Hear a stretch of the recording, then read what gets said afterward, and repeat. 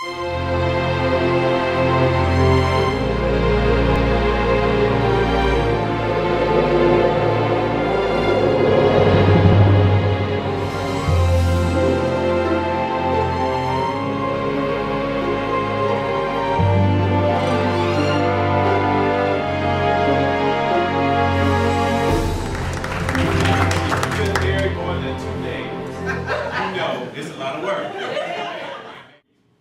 of the things that we don't pretend to be is the perfect couple.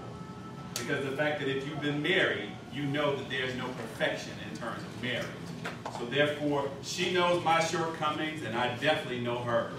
So when we talk about marriage, then that's the reason why we like to talk to people from a realistic aspect. And we've got 53 years, we've got 9 months, so therefore we've got many different years. So if anything that we share with you this weekend is to be able to talk about how that you can refresh and to restore your marriage. And that's the reason why we thank God for using us as a vessel for that particular purpose for this weekend. Understand that when you're talking about giving your best in your marriage, it asks you the simple question, what have you done to rain favor upon that particular individual? Have you prayed for them? Have you prayed specifically for them? Have you asked God to do something for them without necessarily you getting the benefit? Yeah.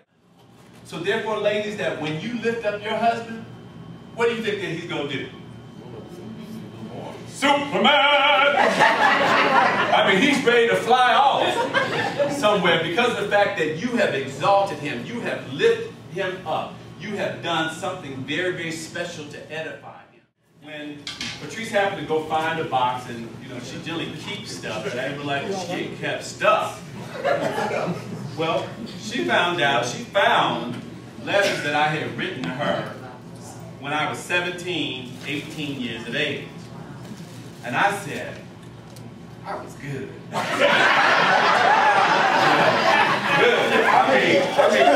kind of like just a nice little professional guy, but you know, I had me a rap back then.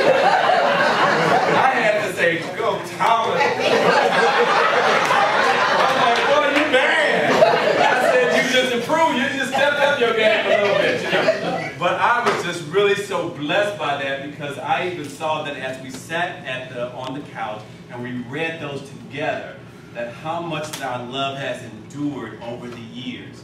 And you know what? The blessing of it is the fact that when you continue to edify one another, people see that. With the wife, you got a load of clothes, children got homework, dishes in the sink, whatever, science project, but you call that one and say, baby, I know you got a lot to do. I appreciate you. I just want to hold you and just hug you and spend some time with you. Because I really do miss you. I promise you, she's going to be trying to get some of that stuff. And it really is all by what you said. It's just sharing, spending some time in that activity together. And we was dating, we always found all the time. Some of y'all were dating with blended families already, and you still found the time. Some of y'all were dating and had full-time jobs, you still found the time.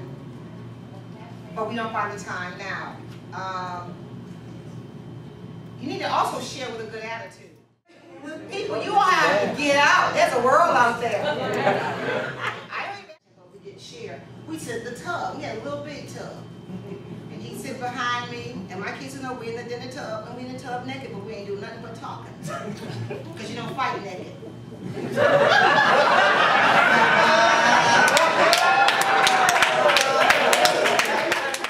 You need to find one new thing that the two of you all can do together that you've never done before. We just did that 2 months ago. Great time in Wisconsin. We went something called snow tubing. Oh my God, it was great fun. Snow tubing. I mean, I felt like the whitest guy on earth. I mean, you could have called me Chuck for all I know. Here's the thing. Singles are told not to touch, and married couples are not told to touch. It's something wrong with that picture. Yes. It's something very wrong with that picture. You should not go a day without touching your spouse. That's right. Amen. Amen. So my point of it is that you have to touch your spouse in a non-sexual way. Now I'm going to help y'all with something. But one thing we do always kiss before he leaves. Always. So when I'm mad, it's like this.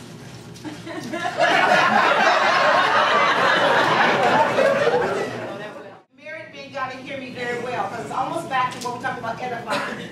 You want your wife to turn on.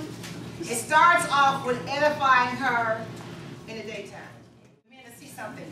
You really turn a woman on by what you say. It starts here in her mind. You know? Y'all turn on by sight, but a woman turns on in her mind. And get me in my mind. Talk to my mind. I promise you, we just follow. Most of the time, right, women? Yeah. Don't let me down, ladies, okay? And don't have to. Whatever you decide to do, make it your best. And keep touching each other, and I promise you, you could be standing blessing other people being married 53 years, amen?